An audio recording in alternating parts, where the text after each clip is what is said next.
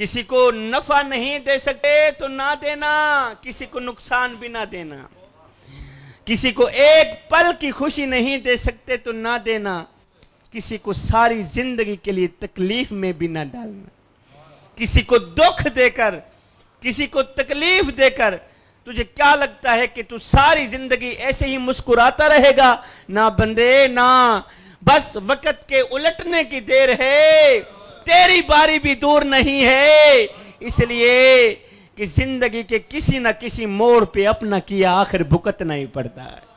اور ہاں سنو جوانو، اگر کسی غریب کی مدد نہیں کر سکتے تو نہ کرنا، خدا را کسی غریب کی غربت پہ مذاق بھی نہیں اڑانا، غریب کی غربت پہ مذاق نہ اڑانا، اس لیے کہ غریب ہونے میں وقت نہیں لگتا۔ پڑھے لکھے لوگوں کے سامنے علماء کرام ماشاءاللہ جمع ہیں، پڑھے لکھے لوگ بیٹھے ہیں، میں تمہیں سونے کی تختی پہ لکھنے والا ایک جملہ دے کے جا رہا ہوں۔ جوانو، صاحب عبادت اس مقام تک نہیں پہنچاتی جہاں غریب کی خدمت پہنچاتی ہے، یہ قیام، یہ رکوع، یہ سجود اس مقام تک نہیں پہنچاتے غریب کی خدمت پہنچاتی۔ ہم غریب کے گھر روٹی دیتے ہیں لیکن تب جب وہ مر جاتا ہے۔ آپ کے ہاں پتہ نہیں یہاں رواج ہے یا نہیں، قبلہ جس گاؤں میں میں رہتا ہوں وہاں کا ایک رواج ہے کہ جب ہمارے محلے میں کوئی فوتگی ہو جاتی ہے تو ہم سارے محلے والے مل کر اس مرنے والے کے گھر روٹی پہنچاتے ہیں، کھانا پہنچاتے ہیں۔ میں نے کہا نادانو، اوے مرنے والا روٹی روٹی کرتا مر گیا، مرنے والا 3 دن کا بھوکا تھا، آخر مر گیا، اور روٹی کھلاتے تو اسی مرنے والے کو کھلاتے، آج اس کے مرنے کے بعد تمہاری دی روٹی کس کام؟ روٹی امیر شہر کے کتوں نے چھین لی، فاقہ غریب شہر کے بچوں میں بٹ گیا، چہرہ بتا رہا تھا کہ اسے مارا ہے بھوک نے، حاکم نے یہ لکھا کہ یہ کچھ کھا کے مر گیا۔ جوانو، اہم دن وہ نہیں تھا جس دن تم اس دنیا میں آئے تھے، اہم دن تو وہ ہوگا جب تم لوگ یہ جان لوگے کہ تمہارے آنے کا مقصد کیا تھا۔ وہ ایک غریب فقیر تھا، نہایت ہی غریب تھا، اس نے پھٹے پرانے کپڑے پہنے ہوئے تھے، آپ میرے خیال میں تھک گئے ہیں سارے، ایسے نہیں؟ وہ غریب فقیر تھا، وہ ایک غریب فقیر تھا۔ جتنے لوگ بیٹھے ہیں نا ماشاءاللہ مسجد میں، جتنے بھی پڑھے لکھے لوگ بیٹھے ہیں، امیر بیٹھے ہیں، غریب بیٹھے ہیں، ہر بندے کی زندگی کا 1 دن 2 دن 3 دن 4 دن غربت میں گزرے ہیں۔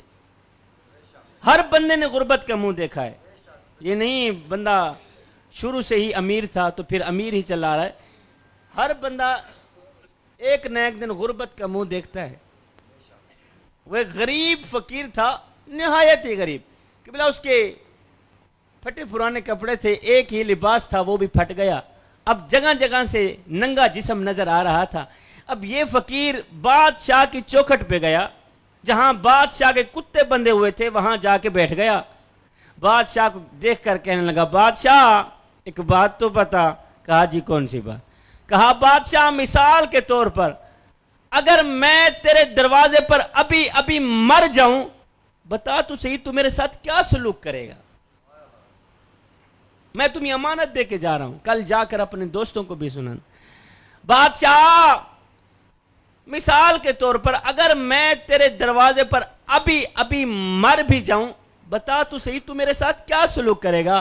بادشاہ نے کہا، فقیر میاں اگر تو میرے دروازے پر ابھی مر بھی گیا تو میں یہی کچھ کروں گا، تجھے کفن دے کر دفن کر دوں گا، تجھے کفن دے کر دفن کر دوں گا، تجھے کفن دے کر دفن کر دوں گا۔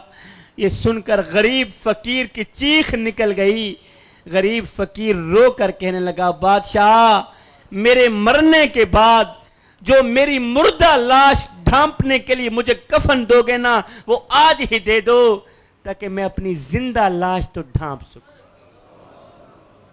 بادشاہ میرے مرنے کے بعد تمہارا دیا کفن کس کام کا؟ میرے مرنے کے بعد تمہارا دیا لٹھے کا سوٹ کس کام کا؟ خدا کے لیے آج میرا ننگا جسم ڈھانپ لو، مرنے کے بعد چاہے کفن نہ بھی دینا۔ جوانو، درخت اپنا پھل خود نہیں کھاتے، دریا اپنا پانی خود نہیں پیتے، اس لیے کہ دوسروں کے لیے جینا ہی اصلی زندگی ہے۔ خدا را کسی غریب کی مدد نہیں کر سکتے تو نہ کرنا، کسی غریب کی غربت پہ مذاق بھی نہیں اڑانا۔